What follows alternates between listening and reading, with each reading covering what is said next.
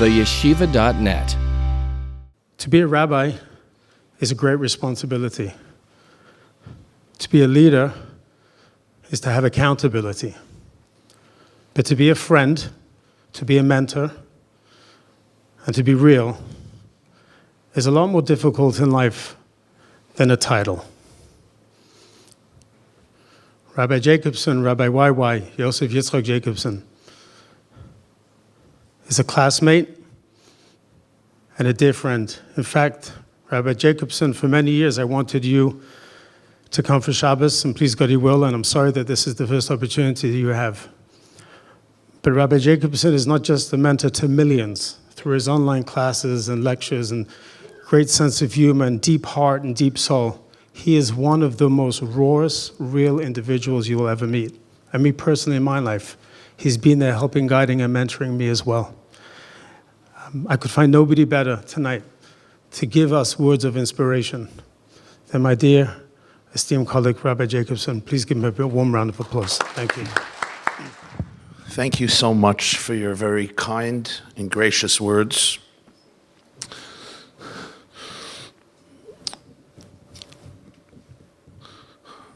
So just a few moments before this event began, I received a call from Rabbi Yisroel Goldstein,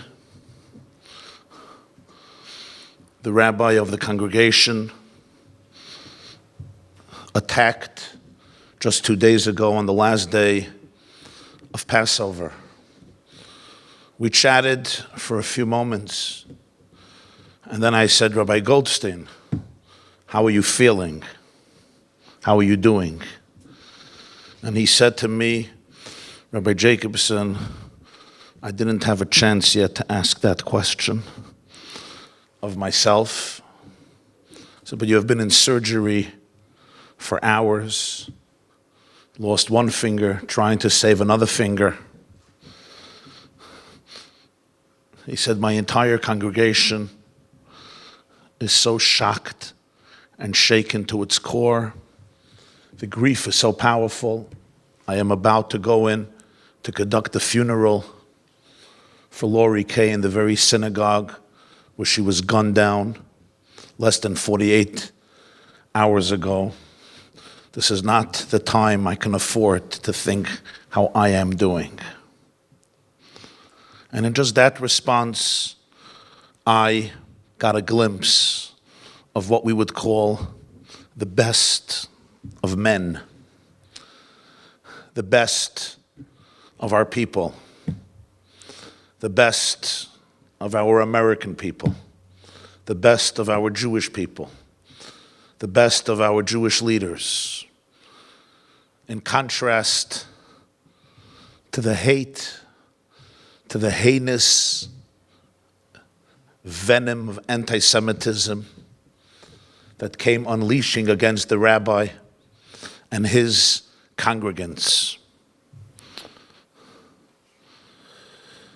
And tonight, as the funeral is going on, as we speak right now, in California at Chabad of Poway, or it's just concluding, I share with you, my dear friends, brothers and sisters, colleagues, congregants, and people from all different communities, Jews and non-Jews, who are here with us in this evening of solidarity and peace.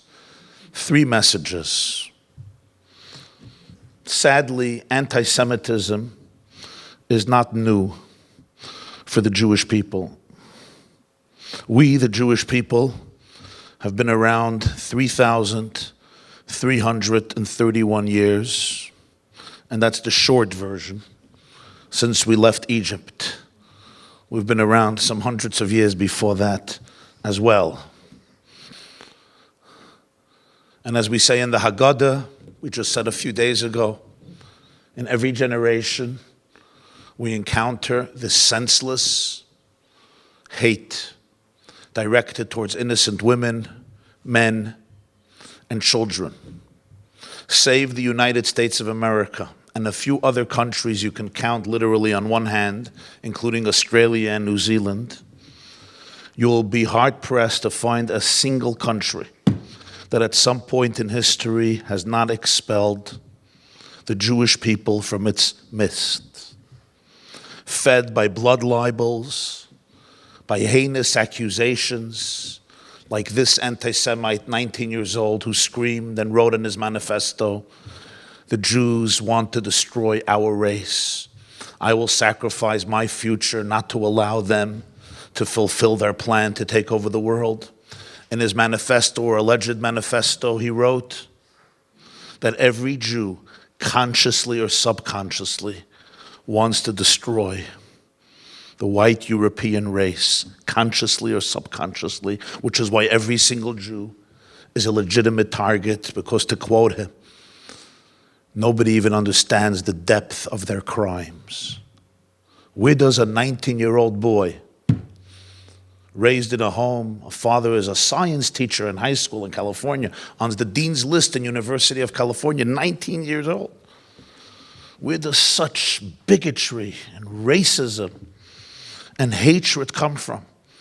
To be able to take out your rifle, come into a synagogue, and plan to massacre dozens of people, including 30, 40 children, in what could have been, God forbid, a frightening bloodbath.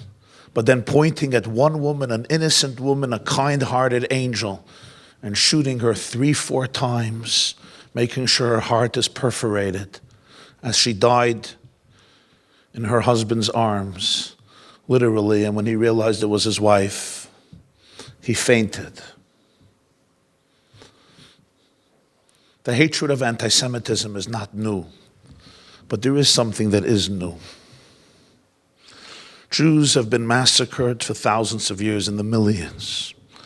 75 years ago, we experienced the unfathomable Holocaust, 1.5 million children thrown into gas chambers. Their last breath was Cyclone B. What is novel, what is frighteningly unique is the location. Our ancestors who have arrived there, who have fled here from the gas chambers and from the gulags, from the pogroms and from the massacres, had a Hebrew title for the United States of America. You know what the title was? 3 words: Malchus Shel Chesed.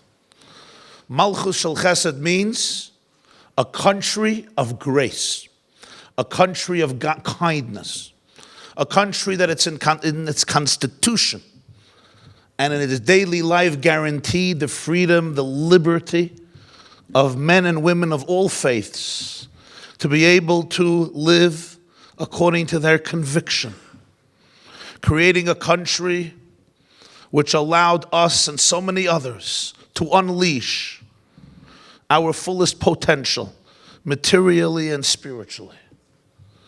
That's why our fathers and mothers, Zaydis and Bubba's great-grandparents who have come here last generation or a few generations ago, titled this country the great empire, the great malchus, the great government and land of love, of generosity, of benevolence, of kindness. And here, in this country, in a synagogue, in some remote location that most of you would have probably not heard of, Chabad of Poway.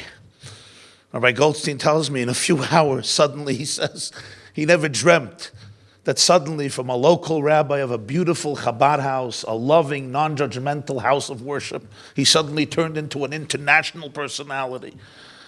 Every 3 seconds, another network and another reporter and another journalist and another leader wants to hear more and more. As a murderer enters 6 months to the day of another massacre, the city where my wife comes from, Pittsburgh, in the Tree of Life synagogue, which claimed the lives of 11 innocent Americans, innocent Jews, including a Holocaust survivor.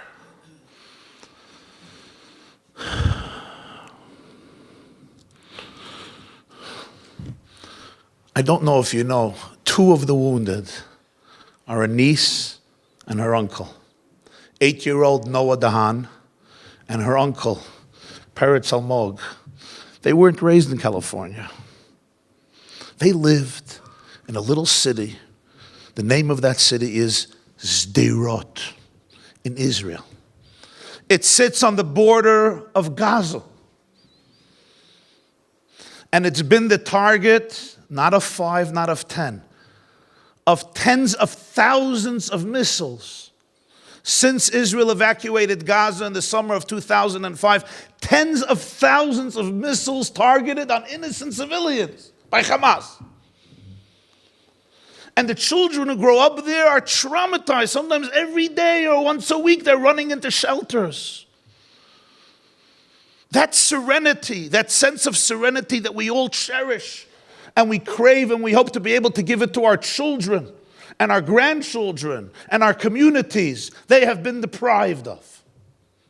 People often in the West don't understand what that people, that nation, and especially those living in Sderot, all over Israel, but especially Sderot, go through. So they decided to seek paradise. So where do you go from Sderot? You go to Poway. You go to Poway. Doesn't it make sense? From Sderot, you cross the Atlantic, you get to the West Coast, and you move into Poway. And it's hard to find a friendlier rabbi than Rabbi Goldstein of Chabad of Poway, that I can tell you firsthand. The center of paradise, community, love, non-judgmentalism. A few months after they moved in, he finds a swastika on his home in Poway. And the last day of Passover, he's shot. And his niece is wounded as well. These two Jews who escaped the rackets in Sderot to come to Poway. And let's say something which has to be said. Let none of us think that this has to do with Jews alone. That this is a problem facing us, the Yidden, the Yiddelach, the Jewish community.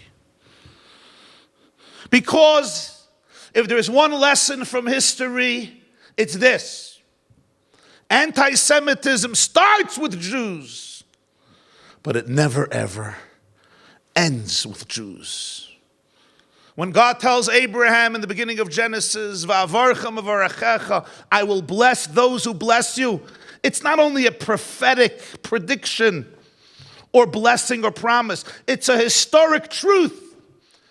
You ask me, tell me about the quality of any nation in the world, and I will ask you for one litmus test.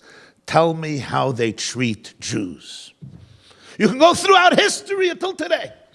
Empires which persecuted Jews ended up persecuting all minorities. Cultures, regimes, lands, governments today who spew hatred to Israel and the Jewish people begin with the Jewish people, but they persecute so many other minorities. There are places of abuse of human rights, of genocide, of the torture of innocent, depriving women and so many others of their natural, inherent human rights, because to understand history is to understand that for whatever reason, Jews are the miners, canaries of human civilization. Those of you who are into mining know, before you go down to the mines, you send the canaries, the birds, because they are sensitive to noxious gases and fumes. If the canaries come out alive, you're good to go. But if the canaries don't come back from those mines, you be careful. We are the miners' canaries of history. Where there is hate and venom and persecution and a lack of respect for other lives, Jews will be the first targets. That's how it was. That's how it is, which is why the anti-Semitism that has erupted in the United States of America is not a bad omen for the Jewish people alone. It's horrific for every decent citizen of this great country. And America, we know, is a land filled with good people, decent people, loving people, kind people. It's been this way for such a long time. They are all in danger if we do not have the courage to nip in the bud this most ancient hatred in human society. I'm always moved by that line of that German citizen Martin Niemöller, who said, in Germany they came first for the communists, and I didn't speak up because I wasn't a communist. Then they came for the Jews, and I didn't speak up because I wasn't Jewish. Then they came for the trade unionists, but I didn't speak up because I wasn't a trade unionist. Then they came for the Catholics. I didn't speak up because I was a Protestant. Then they came for me. And by that time, no one was left to speak up. Throughout history, it's been the inaction of those who could have acted, the indifference of those who should have known better, the silence of the voice of justice when it mattered most, that has made possible for evil to triumph. Evil never triumphs only because evil people choose to do evil behavior. Evil triumphs because good people sit back on their recliners and go from channel to channel and give a sigh and say, "Oy, this is horrible." And then they go to bed. That's what allows evil to triumph. That good people are silent. That good people say, it has nothing to do with me. It doesn't threaten my family. It doesn't threaten my community. I turn to my fellow Americans today and I say, my dear fellow Americans, the soul of our country is in danger. A country that has done so much to preserve the dignity of every individual, Jew or non-Jew alike. The country that has done so much for people who suffered so much elsewhere. The soul of that country is jeopardized when a 19-year-old kid could somehow find the greatest of plans and the greatest of achievements to come and massacre Jews on the Sabbath, on the Passover in their house of worship in Poway, California. Silence under such circumstances is not an option. This is a time to act. And I, for one, call to my fellow Americans, both leaders and laymen, from all stripes and all colors and all backgrounds and all faiths and no faiths and all affiliations, politicians and journalists and academics and businessmen and women, scholars and laymen and all of us. I believe every home in the United States, every school in the United States, every community in the United States must begin inculcating in every one of our children moral and ethical values of decency, the value of life, the value of kindness, the value of love, the value of living a decent life filled with kindness to other people. We have to revive within our youth the powerful values our great country was built on. That every human life is sacred. That each of us was carved out in the divine image. That we are responsible to each other and to our Creator. That we have not only rights, but also duties. We must act decisively before it's too late, because it always starts with things that we can dismiss as small and irrelevant and inconsequential, and it didn't happen here. That's what some people said after Pittsburgh. That's what some people say after this lecture, this article, this essay, this cartoon, this despicable portrayal and expression of Jew hatred, or another murder in Chabad of Poway. And this must be completely transcendent of politics and denominations. It must unite us, all Americans, people of all faiths, no faiths. We must put our differences aside and fight this new evil, the oldest venom in the history of civilization, which claimed 6 million of us just 75 years ago. Our nation needs to reclaim its soul, its moral and spiritual raison d'etre and purpose. I look at our children, and I see here a 19-year-old child. Each of our child must be given not only an education for knowledge and information and data, but an education about character development, about values, about what it means to be a mensch. Our children have to understand the world is not a jungle. We're accountable, and the creator of our universe wants one thing above all else, that we treat one another kindly. So I plead with all of you, fellow Americans, and especially people of influence, leaders from all camps, parties, groups, as they escort the coffin of Lori Kaye to its eternal rest.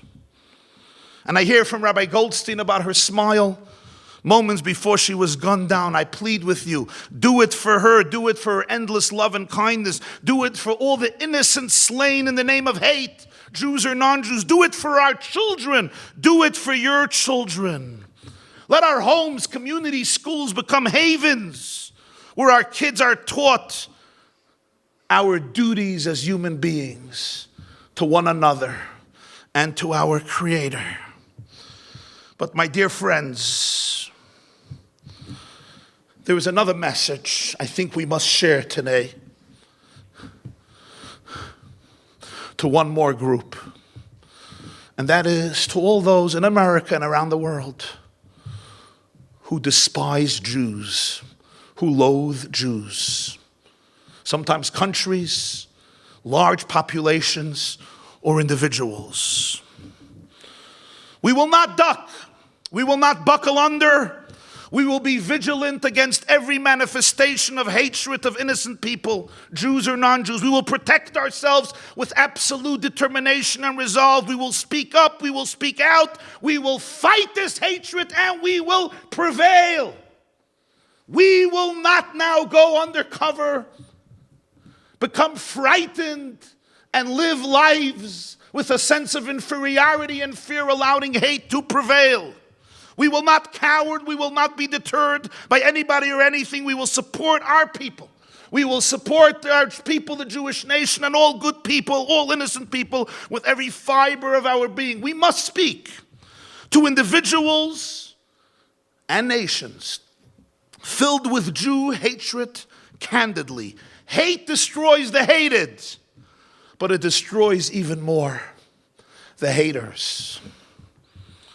It is no accident that anti-Semitism is the weapon of choice of tyrants and totalitarian regimes. It deflects moral internal criticism away by projecting it onto an external scapegoat called the Jews.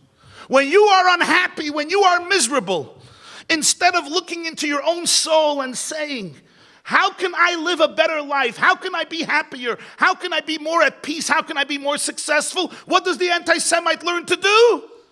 Blame the scapegoat. What an impoverished future, not only for those who are hated, but even more for those who hate. And finally, there's a third message to our fellow Jews. Those of you who are gathered here, and those of you, many gatherings and solidarity events the world over, in Israel, in Europe, in America, and of course in the West Coast. My dear Jews, despite all odds, we have been around for 4 millennia. Our secret of resilience was this: we saw every crisis as an opportunity. We saw every challenge as a catalyst for rejuvenation, spelled J-E-W. And for the record, some of our best Jewish unhealthiest foods with the most calories and delicious but deadly carbs come from our enemies. The villain of Hanukkah, Antiochus, has given us latkes. The villain of Persia, ancient day Iran, Haman, has given us hamantaschen. And Pharaoh of Egypt has given us the matzah ball. Now you know why these foods are so deadly. They have been created by our enemies, who sought to kill us physically through hunger. And then they realized it's not going to work. They decided they'll employ food. Hamantaschen, knedlach, latkes. But far from being just a humorous anecdote, it represents something so special about our people. We learned how to take our greatest adversity and turn it into a springboard for extraordinary renewal and rejuvenation and unprecedented growth.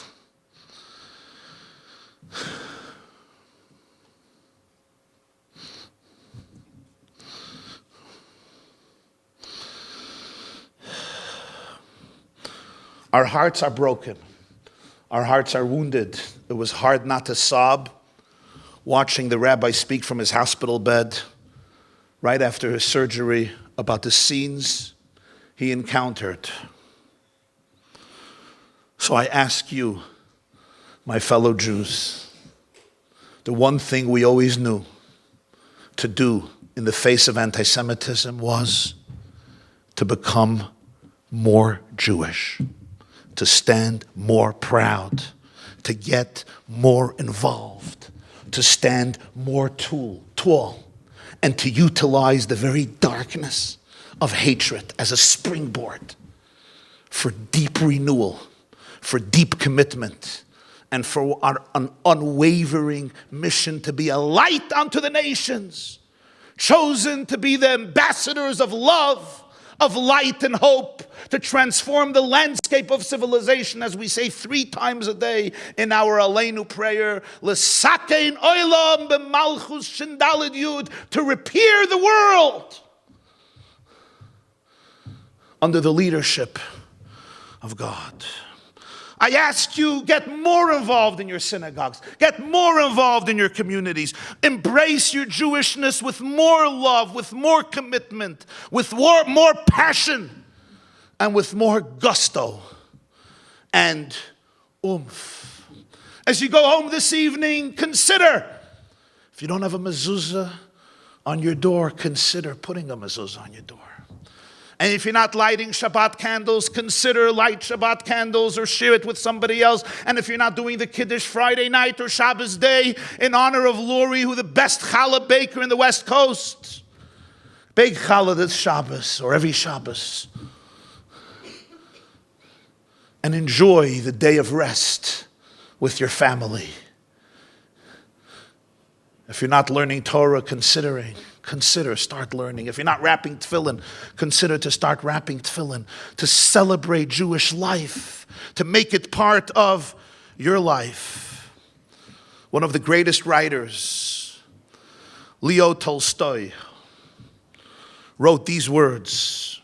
This is not coming from a Jew, coming from one of the greatest Russian novelists. This is what Tolstoy wrote. What is a Jew? Let us see what kind of peculiar creature the Jew is.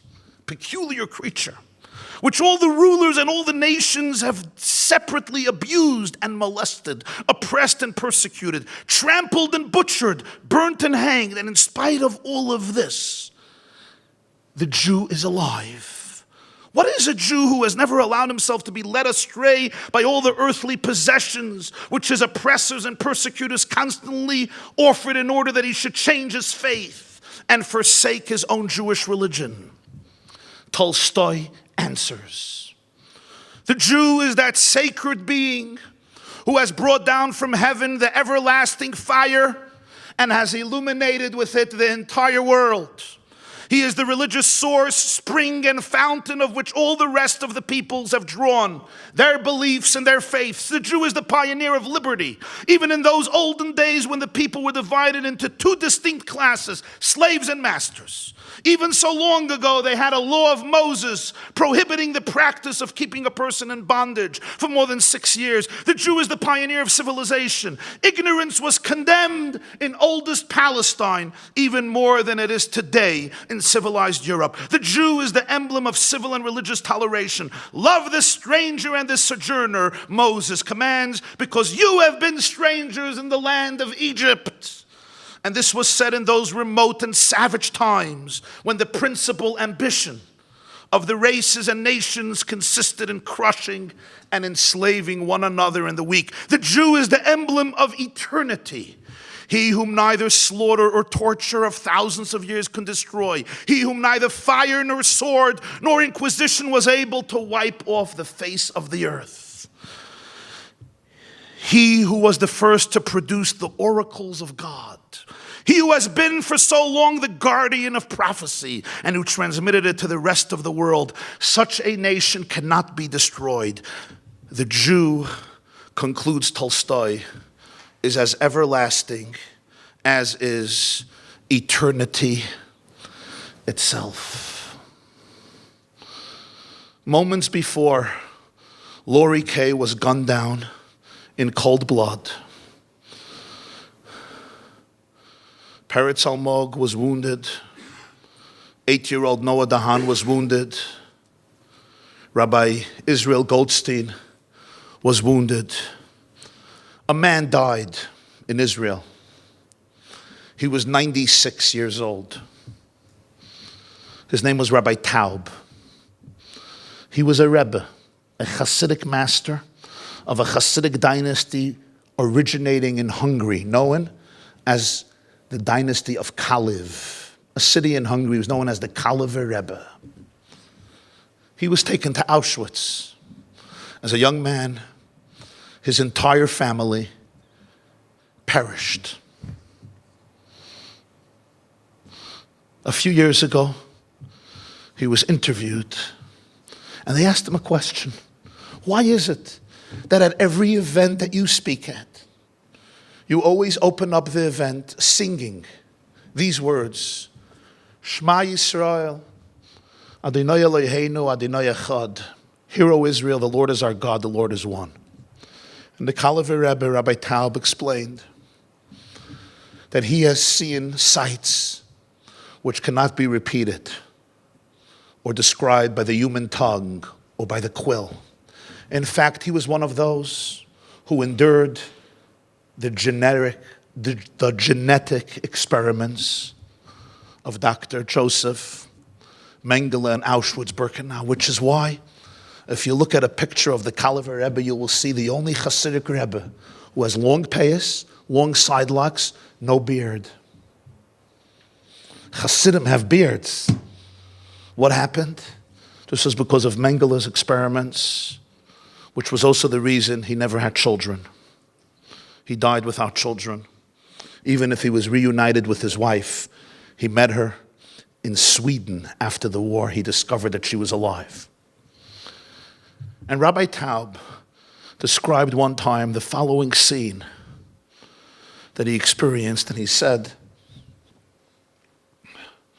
there was an SS commander, and in the morning they would get out from the barracks, and this was the time for breakfast, if you can call it breakfast. They were emaciated, they were skeletons, they were starving. And he says, this SS commander with a smile on his lips got up and he said, I cannot give any of you bread until I do not shoot 10 people.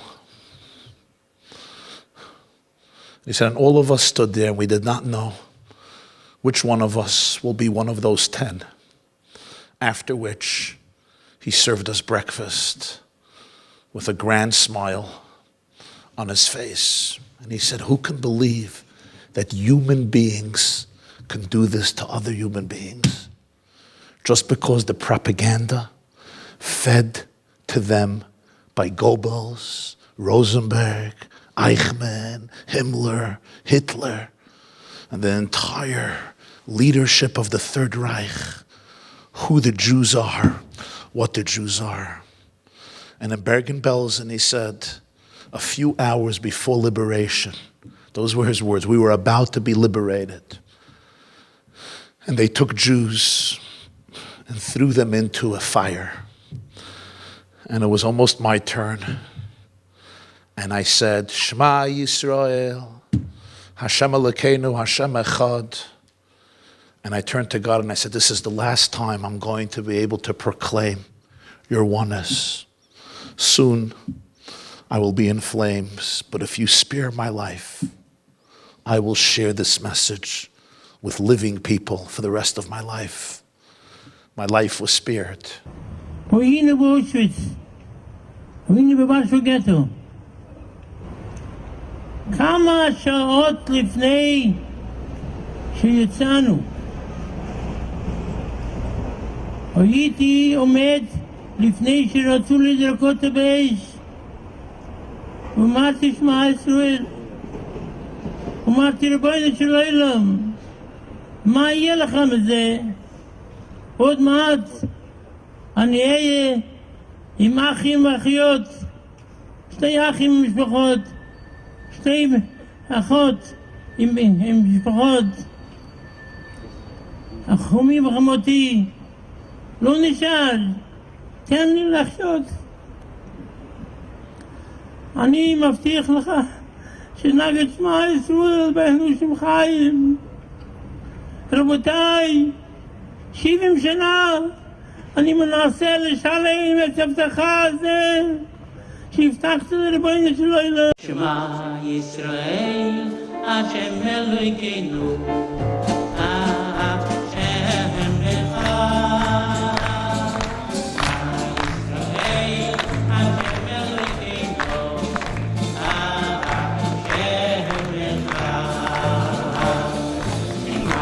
ישראל, השם אלוהינו, השם אחד.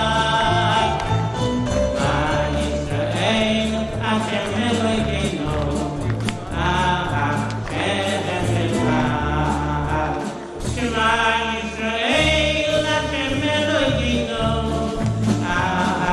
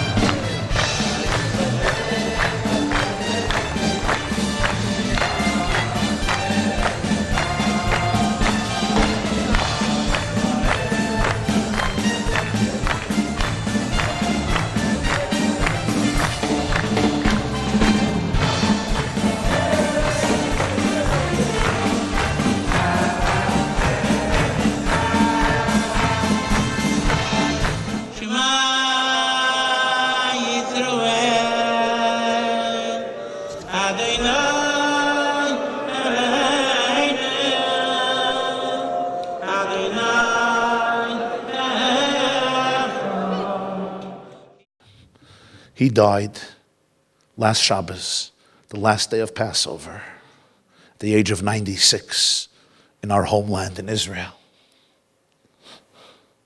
Lori Kaye was gunned down for the same reason, even if in a different country and a different climate. And we're so grateful for the blessings of our generation. But she was gunned down for one reason, because she had Jewish blood flowing in her sinews. That was her only crime. That is the only crime of Rabbi Goldstein, Peretz, Almog, Noya Dahan, and every potential target in that house of worship. And I think about the Kalever Rebbe who came out of the hell of Auschwitz and Bergen-Belsen without children, without the ability to have children, but rebuilt a beautiful community in Israel. And he would sit with them and dance and celebrate and sing and say Shema Yisrael. And it reminded me what our opportunity and obligation today as well, to turn this crisis into the greatest force of revival and renewal. My dearest friends, I conclude with this image that always stays with me. The first brother who ever lived, the first set of brothers were Cain and Abel. Cain murdered his brother. And when God asked him, "Where's your brother?" he said 3 words, "Hashomer achi anochi." Am I my brother's keeper?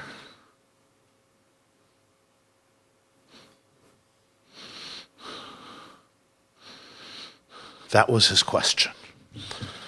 It's not me. What do you want from me? My brother is dead. Am I my brother's keeper? That's the first story of the first brothers in history. A few portions later, there's another family, also brothers. They also don't like each other. What else is new, right?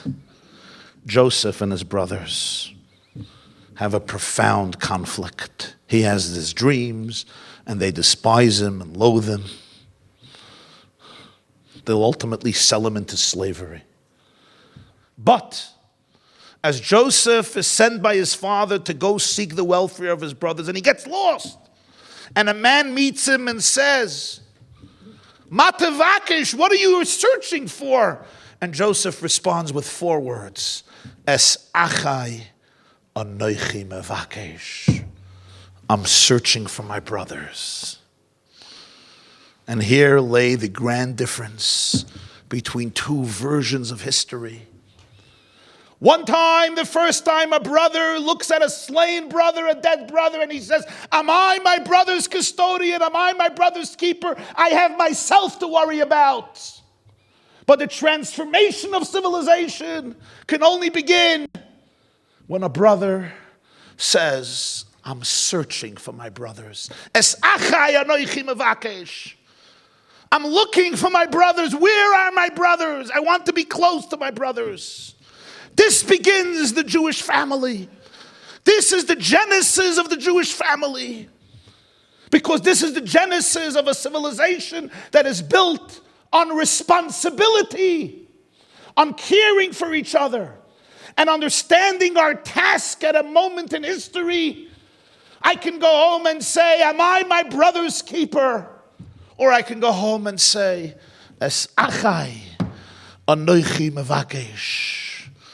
I seek the welfare of my brothers and sisters. It's the difference of these 2 statements upon which the future of civilization hangs. Thank you very much.